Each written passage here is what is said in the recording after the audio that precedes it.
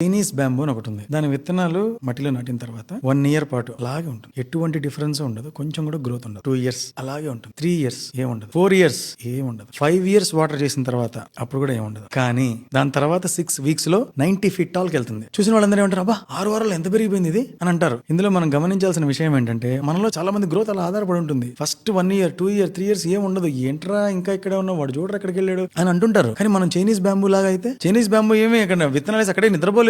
అది పనిచేసింది. గ్రౌండ్ కింద దాని నెట్వర్క్ ని పెంచుకుంది, దాని రూట్స్ ని పెనట్రేట్ చేసింది, ఉన్న ప్రతి రిసోర్స్ ని వాడుకుంది, బలపడుతుంది కింద. 5 ఏళ్ల తర్వాత దాని పరిస్థితి, దాని పొటెన్షియల్ ఏంటో తెలుసు. ఎవరన్నా అడిగి ఏంట్రా నువ్వు ఇక్కడే ఉన్నావు, వాడు చూడరు అక్కడ ఉన్నాడు అని చెప్తే వాడి చెప్పు, ఎవరి గుణం ఏమిటో ఎవరి బలం ఏమిటో చూసింది ఎవరంట, అరే విత్తనము చిన్నదంట మర్రి చెట్టు పెద్దదంట కొంతకాలం ఆగమంట అని చెప్పు. ఎందుకంటే నీ టాలెంట్ నువ్వు ఎంత టైంలో సాధించాలో వాడేవాడు డిసైడ్ చేయడానికి. కాకపోతే ఒకటే మనం మేక్ షూర్ చేసుకోవాల్సింది ఏంటి, మనం సిన్సియర్ గా పనిచేస్తున్నామా లేదా అనేది ఒకటే మనం చూసుకోవాలి. చైనీస్ బ్యాంబూ వెయిట్ చేయలేదు, 5 ఏళ్లు పనిచేసింది. It was getting ready, it was not waiting. Wait for the opportunity అన్నది తప్పు. Get ready for the opportunity is right. పని లేదు కదా, ఇలా ఉన్నాను ఏంటంటే వెయిట్ చేస్తా ఉన్నాం. నేను 10 ఏళ్ల నుంచి ఇండస్ట్రీలో ఉన్నానంటే you are just 10 years old అంతే. You are not 10 years experienced. అంటే నీకు అవకాశాలు వచ్చినా రాకపోతే నువ్వంటూ ఏదో పని క్రియేట్ చేసుకుంటున్నప్పుడు నీకు అనుభవం అనేది వస్తుంది. అప్పుడు చైనీస్ బ్యాంబూ లాగా ఒక రోజు అంతా నీ కృషి కలిసిన నాడు జమ్మని పైకి వెళ్తావు. So if it is getting late, that's okay. As long as you are focusing on your work, you are in the right track. అది మనం తెలుసుకోవాలి చైనీస్ బ్యాంబూ నుంచి.